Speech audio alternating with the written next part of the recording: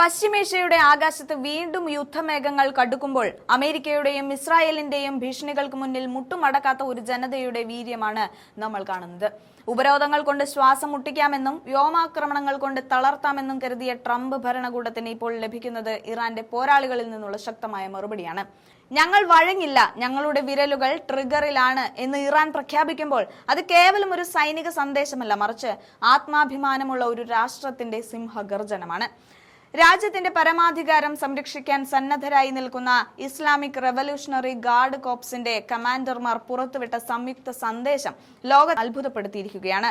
ആക്രമണകാരികളുടെ ലക്ഷ്യസ്ഥാനങ്ങൾ കൃത്യമായി തിരിച്ചറിഞ്ഞു കഴിഞ്ഞുവെന്നും ആജ്ഞ ലഭിച്ചാൽ നിമിഷങ്ങൾക്കുള്ളിൽ ആ ലക്ഷ്യങ്ങളെ ചാരമാക്കാൻ തങ്ങൾ സജ്ജമാണെന്നും അവർ വ്യക്തമാക്കുന്നുണ്ട്. ഇറാന്റെ കരുത്ത് വെറും മിസൈലുകളിലല്ല, മറിച്ച് തെരുവുകളിൽ ഒരേ മനസ്സോടെ നിൽക്കുന്ന ജനങ്ങളിലും ഉദ്യോഗസ്ഥരിലുമാണെന്ന് അവർ ലോകത്തെ ഓർമ്മിപ്പിക്കുന്നുണ്ട്.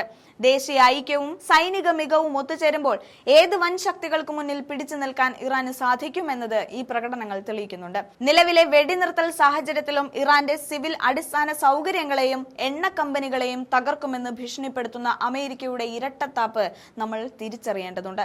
ചർച്ചകൾ ഒരു വശത്ത് നടക്കുമ്പോൾ തന്നെ ഭീഷണികൾ മുഴക്കുന്ന ട്രംപ് ഭരണകൂടത്തിന്റെ ശൈലിയോട് ഒത്തുതീർപ്പിനില്ല എന്ന് ഇറാൻ പ്രഖ്യാപിച്ചു കഴിഞ്ഞു. ഇറാന്റെ എണ്ണ മേഖലയെ ലക്ഷ്യമിടുന്ന ഏത് നീക്കവും അതേ മേഖലയിലുള്ള ആക്രമണകാരികളുടെ താൽപര്യങ്ങൾക്കും തിരിച്ചടിയാകുമെന്ന് ഇറാൻ ഓർമ്മിപ്പിക്കുന്നുണ്ട്. അതായത് ഇറാൻ കത്തിയാൽ മേഖലയിലെ അമേരിക്കൻ താൽപര്യങ്ങളും സുരക്ഷിതമായിരിക്കില്ല എന്ന വ്യക്തമായ സന്ദേശമാണ് ഇതിലൂടെ നൽകുന്നത്. അമേരിക്കൻ സൈന്യത്തിന് ആതിഥേയത്വം വഹിക്കുന്ന രാജ്യങ്ങൾക്ക് നേരെ ഇറാൻ നടത്തിയ പ്രതിരോധ നീക്കങ്ങളെ അപലപിച്ച അറബ് ലീഗിന്റെ നടപടി ഏകപക്ഷീയമാണെന്ന് ഇറാൻ വിദേശകാര്യ മന്ത്രാലയം തുറന്നടിച്ചു. ഐക്യരാഷ്ട്രസഭയുടെ ചാർട്ടർ ആർട്ടിക്കിൾ 51 പ്രകാരം അനുവദനീയമായ സ്വയം പ്രതിരോധമാണ് തങ്ങൾ നടത്തുന്നതെന്ന് അവർ വ്യക്തമാക്കുന്നുണ്ട്. സ്വന്തം മണ്ണും സൗകര്യങ്ങളും ഇറാനെതിരായ ആക്രമണങ്ങൾക്ക് വിട്ടു നൽകുന്ന അയൽ രാജ്യങ്ങൾ അതിന്റെ പ്രത്യാഘാതങ്ങൾ നേരിടേണ്ടി വരുമെന്ന കടുത്ത മുന്നറിയിപ്പും ഇറാൻ നൽകി.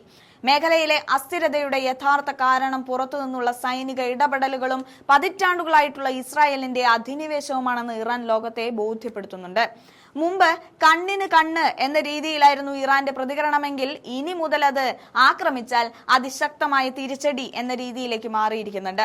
ഇറാന്റെ ആവനാഴിയിൽ മിസൈലുകൾക്കും ഡ്രോണുകൾക്കും കുറവില്ല എന്ന് രഹസ്യാന്വേഷണ ഏജൻസികൾ പോലും സമ്മതിക്കുന്നു. പാകിസ്ഥാൻ മധ്യസ്ഥതയിൽ വന്ന വെടിനിർത്തൽ പോലും അമേരിക്കയുടെ അനാവശ്യമായ ആവശ്യങ്ങൾ കാരണം പ്രതിസന്ധിയിലാവുകയാണ്. പരസ്പര ബഹുമാനത്തിലൂന്നിയ ചർച്ചകൾക്ക് പകരം സമ്മർദ്ദ തന്ത്രങ്ങൾ ഉപയോഗിച്ചാൽ അത് ഫലം കാണില്ല എന്ന് ഇറാൻ ആവർത്തിക്കുന്നുണ്ട്. ഇനി ചർച്ചകളില്ല, വെറും കണക്കുതീർക്കലുകൾ മാത്രം. പശ്ചിമേഷ്യയുടെ മണ്ണിൽ നിന്ന് ഇറാൻ ഇന്ന് ലോകത്തോട് വിളിച്ചു പറയുന്നത് ഒന്നു മാത്രമാണ്: വിദേശ ശക്തികളുടെ അധിനിവേശത്തിന് ഈ മണ്ണിൽ ഇനി സ്ഥാനമില്ല എന്ന്. അമേരിക്കയുടെ ഓരോ നീക്കത്തിനും ഇറാൻ കരുതി വെച്ചിരിക്കുന്നത് അതിനേക്കാൾ വലിയ പ്രത്യാഘാതങ്ങളാണ്.